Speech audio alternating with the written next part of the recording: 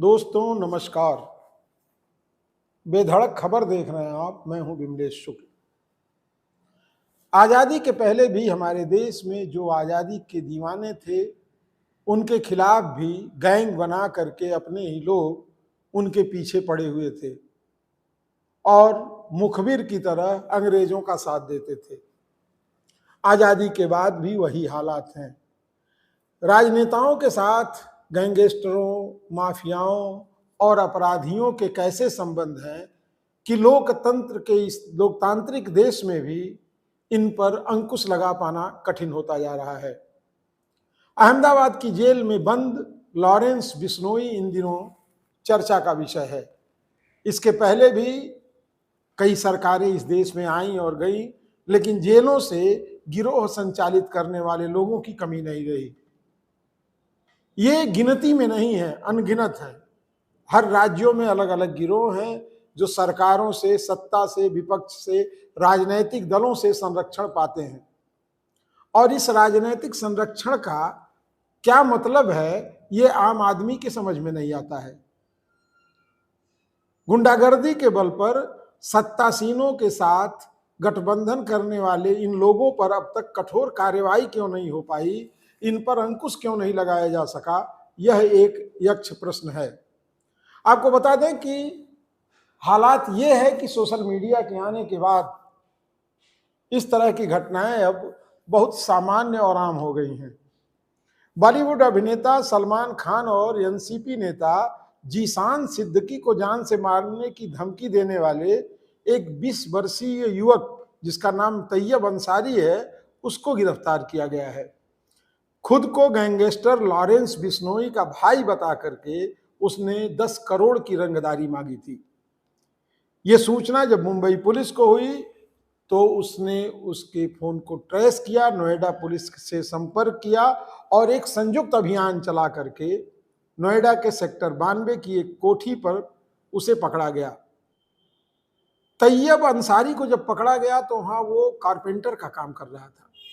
अब सोचिए, एक कारपेंटर इतना शातिर दिमाग निकला कि उसने लॉरेंस बिश्नोई की आड़ में सलमान खान और जीशान सिद्दीकी से 10 करोड़ की रंगदारी मांग ली। यही नहीं, बिहार के सांसद पप्पू यादव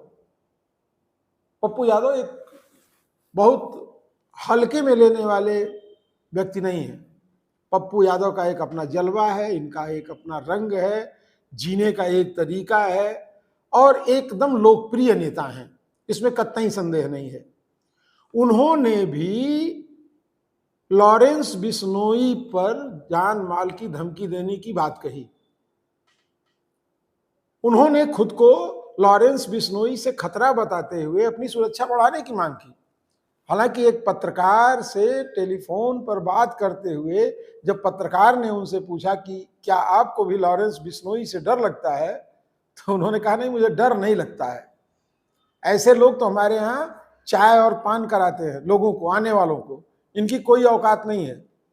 और मुझे अगर मौका दिया जाए तो पूरे गैंग का सफाया थोड़ी ही देर में मैं करने में सक्षम हूं।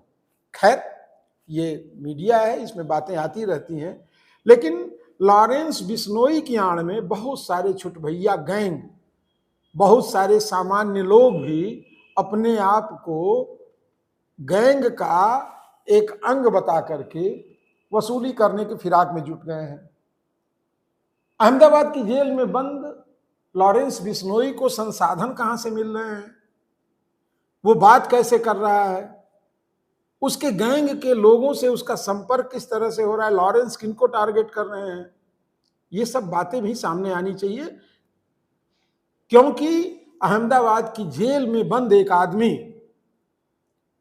किन माध्यमों का, किन संसाधनों का उपयोग कर रहा है कि उसकी बात उसके गैंग के लोगों तक पहुंच रही है और गैंग के लोग, अगर सच माना जाए तो, उसके इशारे पर काम कर रहे हैं। खैर, ये तो हो गई राजनीति और अपराधी गठजोड़ की बात। अब एक और मामला सामने आ गया। बाल संत अभिनव अरोरा इन दिनों खूब चर्चा में है। वो अलग अलग कार्यक्रमों में अलग अलग तरह से रील बना करके, उनके पिता पर भी बहुत आरोप लगे कि उन्होंने उसको प्रोजेक्ट किया है। अब चूंकि ट्वीट हो रहा है, वीडियो बन रहे हैं, सोशल मीडिया पे चल रहा है, तो अभिनव अरोरा भी इस समय खूब चर्चा में है। और जो भी हो, नाम तो हो ही रहा है, मतलब जगत गुरु रामभद्राचार्य के साथ भी उनके वीडियो वायरल हो रहे हैं, इस पे कमेंट भी लोग ले रहे हैं। तो खैर इसमें कहीं नुकसान नहीं है, अभिनव अरोरा इससे हाईलाइट हो रहे हैं, जो उनका लक्ष्य है वो पूरा हो रहा है। तो मैं बता रहा था कि अभिनव अरोरा की मां ने भी ये आरोप लगाया है कि उनके पास इस तरह के मैसेज और कॉल आ रहे हैं जिसमें उनके बेटे को जान माल की धमकी दी जा रही है।